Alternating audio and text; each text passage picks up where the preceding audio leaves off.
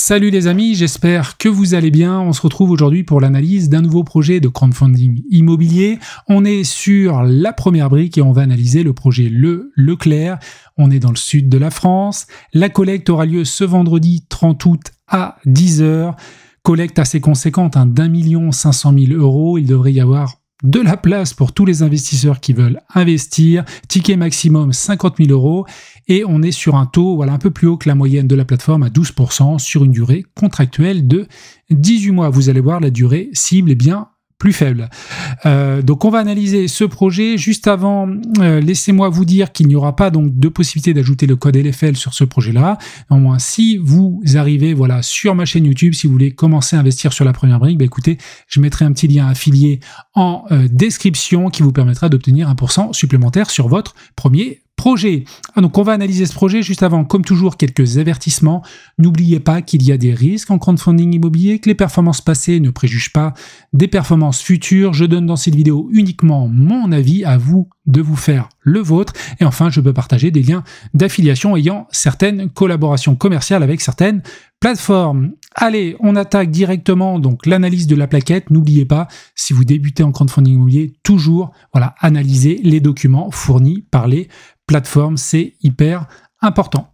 Alors, hop là, je vais remettre le pointeur de la souris, c'est bon. Donc l'opération Leclerc se situe à Saucé-les-Pins, dans le département des Bouches-du-Rhône, à proximité de Marseille. Le projet consiste en l'achat d'une maison d'habitation face à la mer. Vous allez voir, la vue est superbe, sur un terrain d'environ 975 m², avec pour objectif de la surélever et de la diviser en deux lots distincts. Les travaux permettront la création de 2 appartements avec terrasse, avec définition haut de gamme, des stationnements privatifs, et les lots seront revendus à travers de la VFA. On est sur une marge de 18% et c'est précommercialisé à hauteur de 100%. Donc on va regarder ça un petit peu plus loin. Le porteur, 54 ans, nombreuses opérations, ça fait 30 ans en fait qu'en parallèle de son projet, son activité professionnelle, il fait des projets dans l'immobilier. Donc ça c'est top. Et vis-à-vis des garanties, on a une caution personnelle, une hypothèque de premier rang inscrite et également une promesse d'affectation hypothécaire. Donc ça, c'est hyper rare, quelle que soit la plateforme, depuis plusieurs mois. Ça fait très longtemps que je n'avais pas vu ça et on verra pourquoi la première brique a décidé de prendre une promesse d'affectation hypothécaire. Sachant que la couverture de base est déjà de 93%, mais vous allez voir, c'est cohérent avec le type de projet. Et à noter également que vis-à-vis du prévisionnel de trésorerie, c'est-à-dire que il y a la collecte, le projet va se lancer, mais avec les appels de fonds VFA, le remboursement devrait être bien plus rapide, aux alentours de 9 mois. La synthèse, on y reviendra à la fin, et donc on va regarder déjà la localisation, hyper important. Vous connaissez l'adage en immobilier, l'emplacement et encore l'emplacement. Donc on va aller voir cette adresse, 15 avenue du Général Leclerc à Saucé-les-Pins. Je ne connais pas, mais si vous connaissez, n'oubliez pas de mettre des petits commentaires, c'est toujours sympa. Hop, je vais réactualiser. Petit temps de chargement, désolé. Alors, on a Marseille ici, donc on est à l'ouest de Marseille. Ça a l'air très sympathique le coin et vous allez voir. Donc il y a le petit port ici de la ville, une ville de 7000 habitants, on ira voir la population juste après. On est sur cette parcelle et c'est cette maison-là, donc il va la surélever et faire donc les 2 logements. La vue, vous voyez là il y a une voie sans issue, mais ça c'est autre chose. Et donc le bien est ici. Alors je vais essayer de me décaler un tout petit peu pour vous le montrer, mais je crois qu'on ne le voit pas. Je crois que c'est la maison tout au bout. Vous verrez après, il y a l'emprise cadastrale sur la plaquette, c'est bien mieux. Ce qui est top sur ce projet-là, on est en bord de mer. Et voilà, regardez cette petite vue. Très sympathique. Voilà, il y a pire quand même. Comme emplacement pour un projet immobilier. Donc déjà, vis-à-vis de l'emplacement, je trouve ça vraiment excellent et c'est un bon point pour ce projet. Alors, revenu annuel moyen, 26 000 €, nombre d'habitants 7 454. Si on va sur Wikipédia, vous voyez que la population stagne. Depuis les années, début des années 2000, on est au-dessus de 7 000 habitants. Ça monte pas beaucoup, voilà. Mais il y a une population qui se tient. 55 décibels, et écoutez, c'est normal, je pense, parce que c'est une route. On va regarder un petit peu la route. À mon avis, je pense que c'est une route passagère. Ouais, c'est une route inévitablement où il doit y avoir quand même un petit peu de passage. Alors peut-être moins que par rapport aux axes. Là, il y a la voie ferrée. Je sais pas où sont les gros axes pour rejoindre Marseille. Ça doit être la voie ferrée. Est-ce que les gens sont obligés de passer par là? Je sais pas. Moins que ça soit l'autoroute? Non, ça doit être une voie ferrée. Ouais, c'est une voie ferrée. Je sais pas comment font les gens pour retourner à Marseille. Voilà, non, l'autoroute est ici. Je la voyais pas. Ok. Alors, je reviens sur la plaquette. Toc.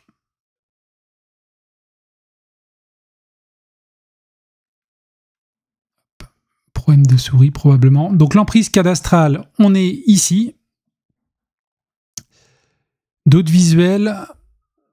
Bon, pas grand-chose à dire. Ça, c'est la maison qui va être surélevée. Vous allez voir, il y a pas mal de plans par la suite. Donc ça, la maison est tout au bout de la parcelle de terrain.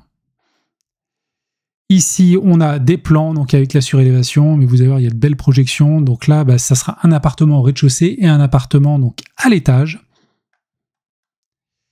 Et puis, quelques visuels 3D. Bon, un petit parking devant, des emplacements bien entendu privatifs pour les deux logements. Et vous voyez, ça a l'air vraiment très très sympa. Enfin, ça sera vraiment sympa. Une petite terrasse en haut, une petite terrasse en bas, une petite vue mer derrière. Et puis bon, ça après c'est des visuels faits avec logiciel 3D bien sûr, mais ça donne une idée de ce qu'il projette de faire ce porteur. Donc on a des logements, je crois, de 150 mètres carrés quasiment, 73 déjà, le séjour plus cuisine, c'est énorme, 73 mètres carrés. On a ici une suite parentale de 20 mètres, 3 chambres et un bureau. Déjà, on arrive quasiment aux 150 mètres carrés de terrain, de surface pour un appartement. Alors, le bilan prévisionnel financier. Nous, on prête 1 500 000 €. Le foncier a été acheté 1 400 000 €. Donc déjà, vous comprenez la couverture hypothécaire que l'on a vue tout à l'heure à 93%. 59% du projet, donc c'est l'achat de ce foncier-là avec bien sûr les honoraires d'agence et les frais de notaire. On va bien sûr avoir une grosse enveloppe travaux, quasiment 600 000 €. Le gros, c'est le gros œuvre d'ailleurs.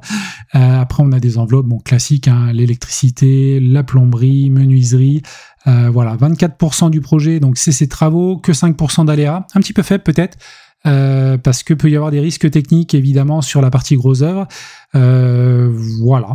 Bon, après, il y a sur ce projet, de toute façon, inévitablement, quand il y a des grosses enveloppes travaux comme ça, il y a toujours un petit risque. Après, on a donc géomètre, architecte, bon, ça c'est classique, et on arrive donc sur un prix de revient, 2 millions quasiment 500 000 €. Le porteur vend 1 500 000 € chaque lot. Sachant que je crois, voilà, celui du rez-de-chaussée qui est un petit peu moins, c'est mieux d'être en hauteur dans ces cas-là, il a un peu plus de surface. Mais je crois que c'est 139 mètres carrés avec la terrasse. Et l'autre, c'est 121 mètres carrés avec terrasse. Donc 1 500 000 €. Les deux sont réservés et on est donc à 3 millions d'euros. 18% de marge, donc ça c'est bien. Pour de la construction comme ça, souvent, c'est un petit peu plus faible. Alors, le planning, voilà, effectivement, le projet va être assez long, mais vu qu'on est en VFA, donc la première brique a prévu une durée contractuelle de, je crois que c'est 18 mois, et au bout de 9 mois, en fait, potentiellement, on devrait avoir un remboursement. Dès que les fondations seront réalisées, là, il pourra y avoir un appel de fonds pour, justement, nous permettre le remboursement. Le foncier, donc la maison de base faisait 112 mètres carrés, les travaux... Donc l'objectif c'est de faire 2 appartements neufs avec des finitions haut de gamme et des places de parking, ça on l'a vu tout à l'heure. Côté urbanisme, tout est ok, il y a eu un PC demandé, ça a été purgé le 20 mars 2024, pas de souci là-dessus. Concernant la commercialisation, parce que c'est un point fort du projet, donc quand on voit 100%, mais il faut regarder, donc derrière il y a eu 2 contrats de réservation qui ont été réalisés. Le contrat a été signé en fait par un chef d'entreprise, donc de ce que je comprends, c'est qu'il a signé en fait pour les deux lots en fait, un contrat pour les 2 lots. Il y a une condition suspensive de financement et il y a également un versement d'un dépôt de garantie de 1 180 000 €. C'est déjà pas mal pour un dépôt de garantie. Une fois le foncier acquis et prérequis, un acte authentique ou VFA sera fait, permettant la mise en place des appels de fonds. Ok. Pas de souci. Donc là, il n'y a qu'un, donc 100%, mais on n'a qu'un acquéreur. Effectivement, on peut se poser la question un petit peu de s'il se retire. Mais après, le contrat de réservation, a priori, est déjà signé. Il y a quand même une condition suspensive, donc voilà, à noter. Le prix de sortie, 13 000, quasiment 14 000 € le mètre carré. Vous voyez que la fourchette haute du marché est à 8 484. Donc là, on explose le prix de sortie, plus 5 000. Alors comment il justifie? On ira voir après Meilleur Agent. On sort en fait à 12 900 sur l'appartement donc du rez-de-chaussée, qui est le plus grand, et l'autre en haut à 15 000, quasiment 15 000 euros. Donc les prix sont situés dans la fourchette haute, je dirais même quand même très haute, bien plus que la fourchette haute, voilà. Sur la commune, là attention, hein, on verra sur Meilleur Agent parce qu'on ira voir sur la rue, là c'est des moyennes. Et donc il le justifie comment? Par plusieurs choses. Finition haut de gamme, ok. Un accès direct à la mer, ça c'est clair, c'est un gros point qui peut rajouter facilement 1000, 2000 euros à mon sens sur le prix de sortie. Place de stationnement privé, effectivement, je pense que l'été ça doit être un petit peu tendu, mais ça c'est la base. De toute façon, il y a de l'espace, le terrain, et effectivement il y a l'environnement, espace vert, bon. Ok, c'est du haut de gamme, donc effectivement il y a moyen avec ces prestations-là et la vue mer de proposer plus. Donc on va quand même aller voir sur Meilleur Agent, parce que le prix reste quand même, hein, on est quasiment donc à 15 000 euros. Là, on voit que le prix de la fourchette haute est un petit peu plus élevé sur la rue, parce qu'inévitablement, voilà, sur cette rue-là, on a une vue mer, donc on est un peu plus élevé. Voilà, mais on est quand même assez loin de ces prix-là, donc ça c'est un petit risque, hein, sur le projet. Néanmoins, effectivement, on va avoir de la surface, et puis avec ces éléments-là, un petit peu élevé, peut-être 1000 euros, 2000 euros de trop, je trouve, mais après, ils ont dû faire une analyse de marché. Et d'ailleurs, n'hésitez pas, si vous connaissez en fait le lieu, hein, à me faire voilà, des petits commentaires et à me dire ce que vous en pensez. On va avancer un petit peu. Évolution du prix des annonces dans un rayon de 500 mètres. Waouh! Ça augmente. J'ai pas été voir sur Meilleur Agent. Alors, les appartements, il y a une petite baisse. Bon, c'est assez léger, hein. Par contre, depuis 10 ans, il y a eu très très grosse augmentation. On a ça, ok, l'étude de marché. Alors on peut peut-être regarder un petit peu vis-à-vis du prix de sortie. Logement, on va regarder. Là, il y a les prix de sortie. Vente studio, 10 000 euros le mètre carré. On est assez loin quand même des 15 000 euros que l'on délivre. Il faudrait vraiment que ça soit du haut de gamme. Après, c'est quoi ça? Saucer les pains. Ça, c'est un 42 mètres carrés. Il y en a un qui se rapproche, celui-ci à 10 000. Vente studio, 19 mètres carrés, 10 000 euros le mètre carré. C'est waouh, impressionnant. Et transactions réalisées, hein, je m'attarde un petit peu là-dessus, je ne le fais pas habituellement. On a des prix un petit peu en dessous. Alors je sais pas, après, il faudra qu'on continue la discussion sur cette partie-là, parce que le prix élevé, effectivement, se justifie voilà, par effectivement un bien haut de gamme, ça pas de souci, on peut rajouter. La vue mer, pas de problème. Peut-être les espaces verts, effectivement, il y a une belle parcelle de terrain et puis les places de parking. Néanmoins, d'aller jusqu'à un tel écart, voilà, ça m'intéresse d'avoir votre avis, hein, n'hésitez pas à me le dire en commentaire. Parce que moi je donne uniquement mon avis voilà, dans cette vidéo, et après derrière bien sûr faut affiner en fonction de divers éléments. Alors on va regarder notre porteur Christophe Dumas, donc une société C2RI qui a été créée en 2023. D'ailleurs je prends le réflexe, hein, maintenant j'en parlerai à chaque vidéo, j'ai tapé C2RI, donc la société a bien été créée en 2023, en janvier. J'ai regardé ce porteur de projet là, il n'a pas d'autres sociétés, donc il n'y a pas... voilà. Pas de remarques à faire là-dessus, il n'y a que lui et cette société-là. Donc on ne va pas avoir de bilan, bien sûr, quoi qu'on aurait pu sur d'autres projets. Mais là, on n'a pas le bilan. Historique du porteur de projet, bon, il connaît le coin. Saucer les pains, il a déjà fait des choses. 7. Donc voilà, vis-à-vis du prix de sortie, je pense qu'il doit y avoir une certaine cohérence. Après, derrière, il y a quand même 18% de marge, ce qui laisse une possibilité quand même de baisser le prix, même de descendre à 10% si ça se vend quand même pas. Il faudrait faire le calcul, hein, n'hésitez pas à le faire. Là, on va pas le faire maintenant parce que la vidéo serait trop longue. Mais si vous passez de 18 à 10%, de regarder voilà, le prix au mètre carré où on se retrouve avec cela, avec une baisse de ce type-là. Et donc, vis-à-vis des garanties, il y a une chose particulière sur ce projet. Donc, en classique, il y a la caution personnelle, il y a l'hypothèque de premier rang, il y a une promesse donc d'affectation hypothécaire. Alors, je reviens sur l'hypothèque de premier rang, on est déjà à 93%. Ok. Après, derrière, il ne faut pas qu'on ait de soucis dans les travaux, surtout quand on commence à casser le début et qu'on commence à construire. Mais bien entendu, cette couverture va exploser, voilà, va dépasser les 100, même plus, 150% dès que la construction va avancer, évidemment. Mais en parallèle, je pense que la première brique a voulu sécuriser, peut-être parce que vous le verrez dans les points forts, points faibles, hein, de leur résumé, le prix est un petit peu élevé en sortie, donc ils ont mis en place une promesse d'affectation hypothécaire. Alors sur un bien en fait net de dette du porteur à 1 100 000, je crois qu'on va l'avoir après. Ah, c'est une maison qui est... ouais, je crois que c'est ça. C'est également hein, sur la même commune. Vous voyez la maison. Non, je me trompe.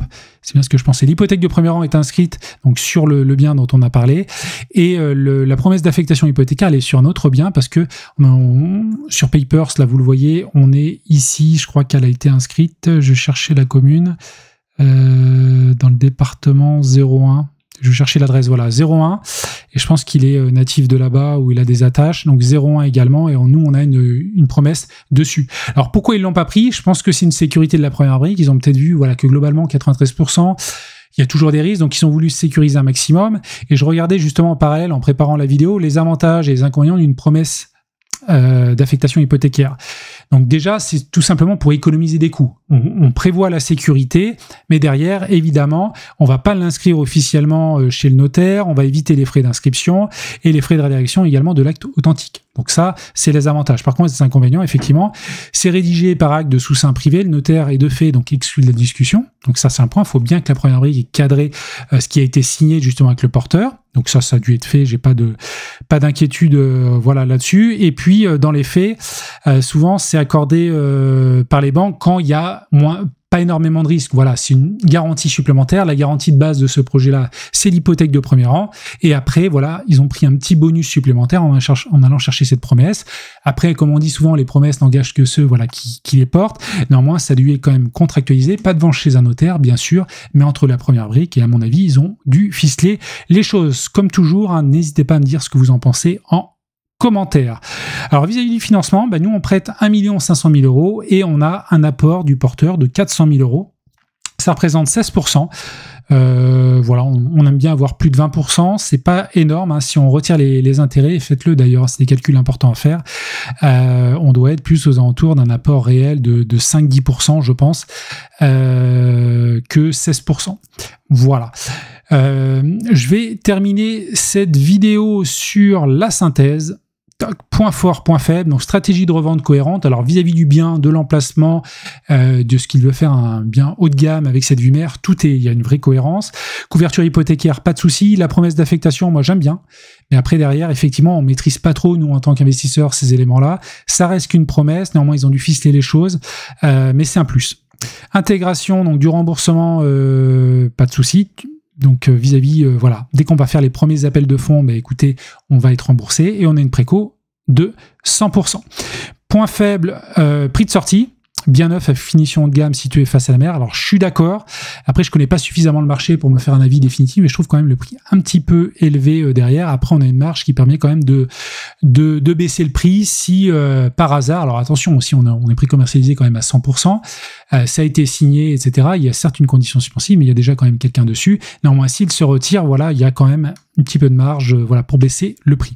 Charge travaux, charge limitée grâce à l'utilisation donc de la structure de la maison et présence de maître d'œuvre sur le chantier. Donc ça, c'est hyper important en termes de structure. Hein, le gros œuvre est clé là-dessus parce qu'il y a toujours un petit peu de risque. J'imagine qu'ils vont peut-être couler une chape béton. Enfin, la maison d'avant n'avait qu'un étage et qui vont donc tout simplement rajouter cet étage pour rajouter de la valeur. Donc voilà globalement ce que je pouvais dire sur ce projet. Si vous êtes encore avec moi, voilà, dans cette vidéo, écoutez, mettez-moi le nom de ce projet en commentaire. Si vous voulez continuer la discussion, écoutez, on se retrouve sur mon canal Telegram et moi je vous dis à la prochaine pour une nouvelle vidéo. Allez, ciao.